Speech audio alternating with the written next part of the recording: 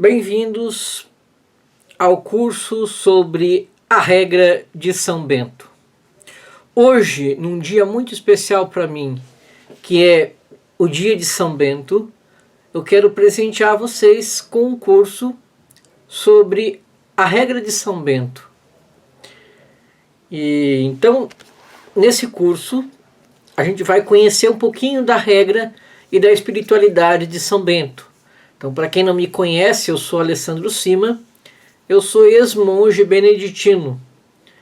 Então, eu vou partilhar com vocês um pouco do que eu vivi, do que eu experimentei.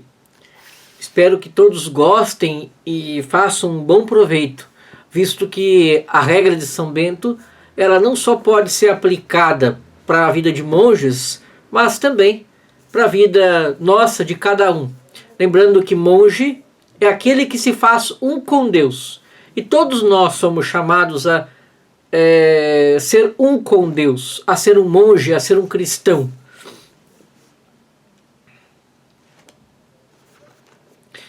São Bento inicia sua regra com o prólogo. É o que vamos ver hoje. Diz assim São Bento: escuta, filho, os preceitos do mestre, e inclina o ouvido do teu coração. Recebe de boa vontade e executa eficazmente o conselho de um bom pai, para que voltes pelo labor da obediência aquele de quem te afastaste pela negligência da desobediência.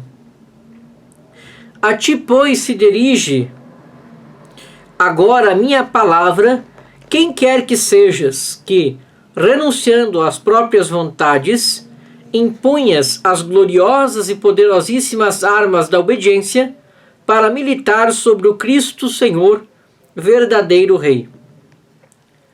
Antes de tudo, quando incitares algo de bom, pede-lhe com oração muito insistente, que seja por ele plenamente realizado, a fim de que nunca venha a entristecer-se por causa das nossas más ações.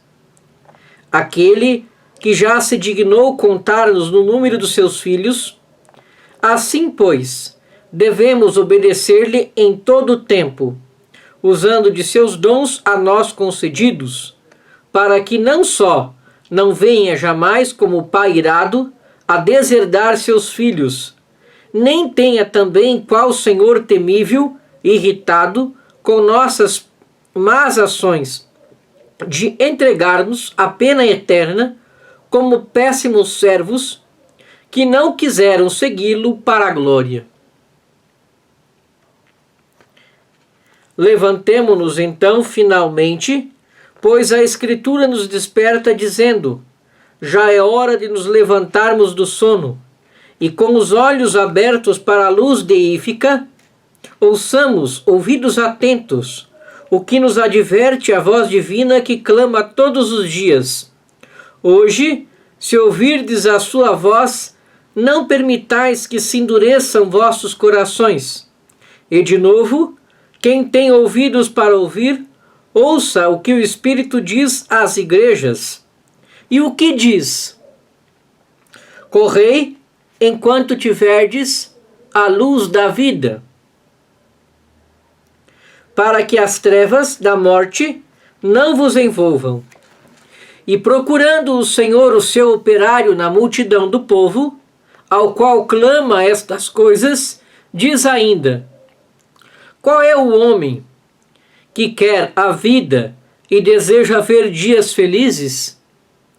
Se ouvindo responderes, eu dir-te-á Deus: se queres possuir a verdadeira e perpétua vida, guarda a tua língua de dizer o mal, e que teus lábios não profiram a falsidade.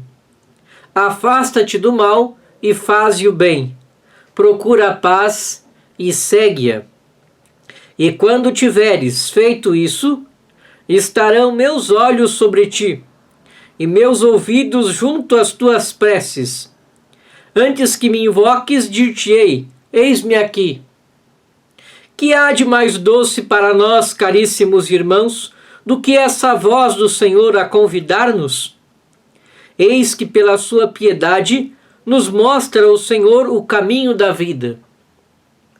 Cingidos, pois, os rins com a fé e a obediência das boas ações, guiados pelo Evangelho, trilhemos os seus caminhos, para que mereçamos ver aquele que nos chamou para o seu reino. Se queremos habitar na tenda desse reino, é preciso correr pelo caminho das boas obras.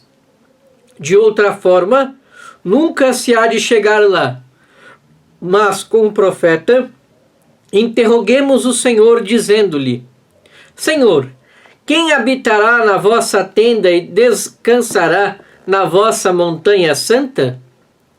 Depois dessa pergunta, irmãos, ouçamos o Senhor que responde e nos mostra o caminho dessa mesma tenda, dizendo: É aquele que caminha sem mancha e realiza a justiça, aquele que fala a verdade no seu coração, que não traz o dolo em sua língua, que não faz o mal ao próximo e não dá acolhida à injúria contra o seu próximo.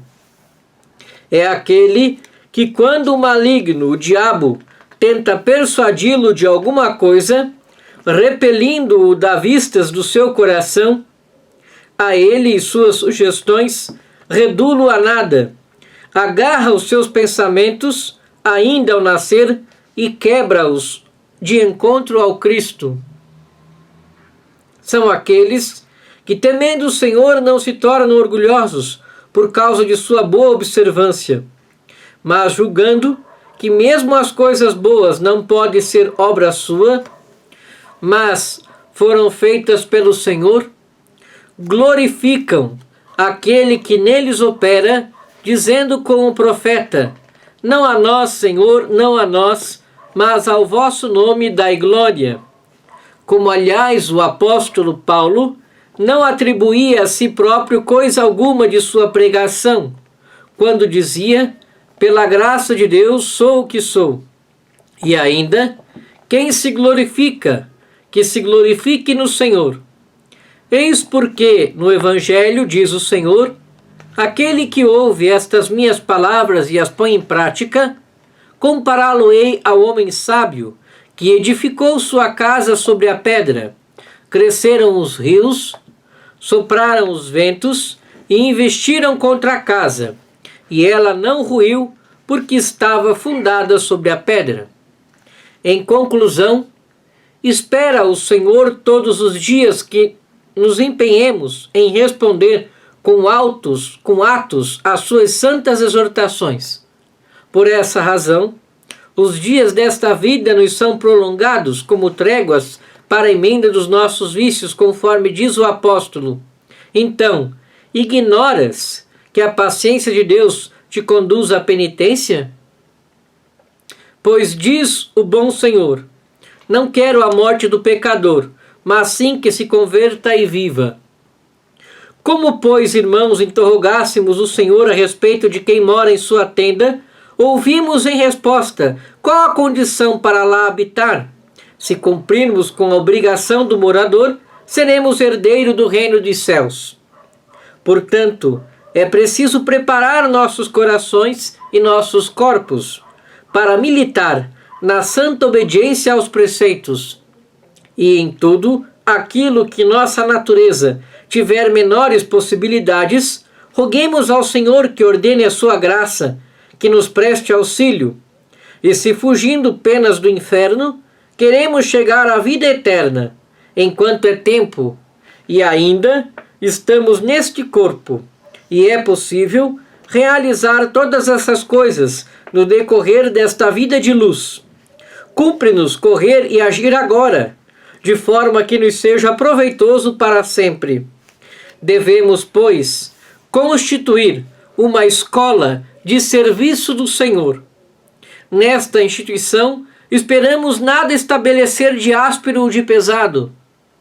Mas, se aparecer alguma coisa um pouco mais rigorosa, ditada por motivo de equidade, para emenda dos vícios ou conservação da caridade, Não fujas logo, tomado de pavor do caminho da salvação, que nunca se abre senão por penoso início, mas com o progresso da vida monástica e da fé, dilata-se o coração, e com inenarrável doçura de amor, corre-se pelo caminho dos mandamentos de Deus, de modo que, não nos separando jamais do seu magistério e perseverando no mosteiro em sua doutrina até a morte, participemos pela paciência dos sofrimentos do Cristo, a fim de também merecermos ser coherdeiros de seu reino.